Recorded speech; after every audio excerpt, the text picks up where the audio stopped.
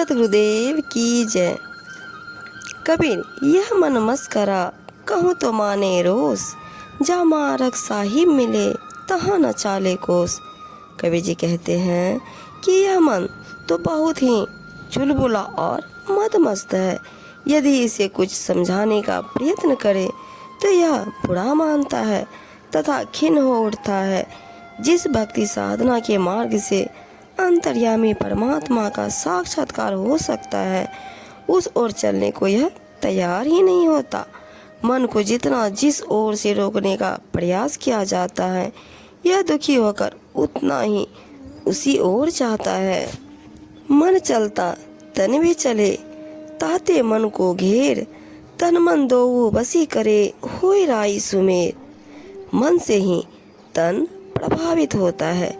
जब मन किसी विषय से आकर्षित होकर सक्रिय होता है तो यह तन भी चलायमान हो जाता है।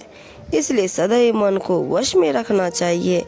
यदि तन और मन दोनों को वश में कर लिया जाए तो यह इस थोड़े से समय में होने वाली संयम साधना का परिणाम लाख सुमेरु पर्वत के समान पाया जा सकता है। व्यक्ति को मन को मारने का ज्ञान होना चाहिए। इससे पहले मन के आधार माया को मारना भी आवश्यक है।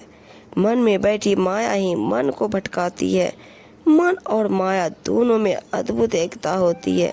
न माया मन को छोड़ती है और न मन माया से अलग रहना चाहता है। माया से मुक्ति के लिए मन की चंचलता को मारना आवश्यक है। संसार के जन्म मरण से मुक्ति भी मन को वश कर लेने पर ही मिलती है। सतगुरु के उपदेश की सत्य ज्ञान गंगा में डुबकी लगाने के पश्चात मन बाहरी संसार को आकर्षित नहीं होता।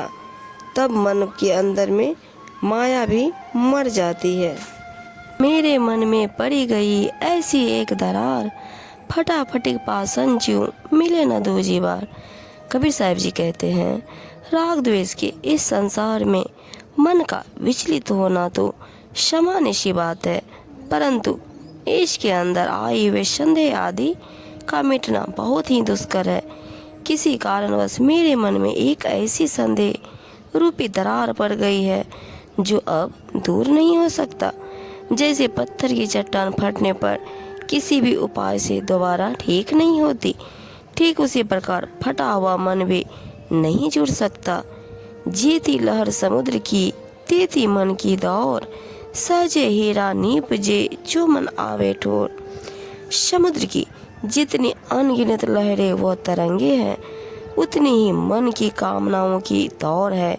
यदि मन किसी प्रकार अपने आप शांत हो जाए तो सहज भाव से ज्ञान रूपी अनमोल हीरे की प्राप्ति निश्चित ही है।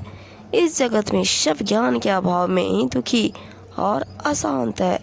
वह ज्ञान मन के शांत होने पर ही सुलभ होता है। अपने उर्जे उर्जिया दिखे सब संसार, अपने सूरजे सूरजिया यह गुरु ज्ञान विचार।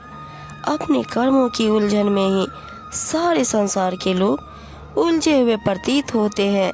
यह सारी उलझन स्वयं ही सुलझाने में सुलझेगी। यह जीव अपने कर्म से स्वयं ही बंधता है तथा अपने कर्म पुरुषार्थ से स्वयं ही मुक्त होता है।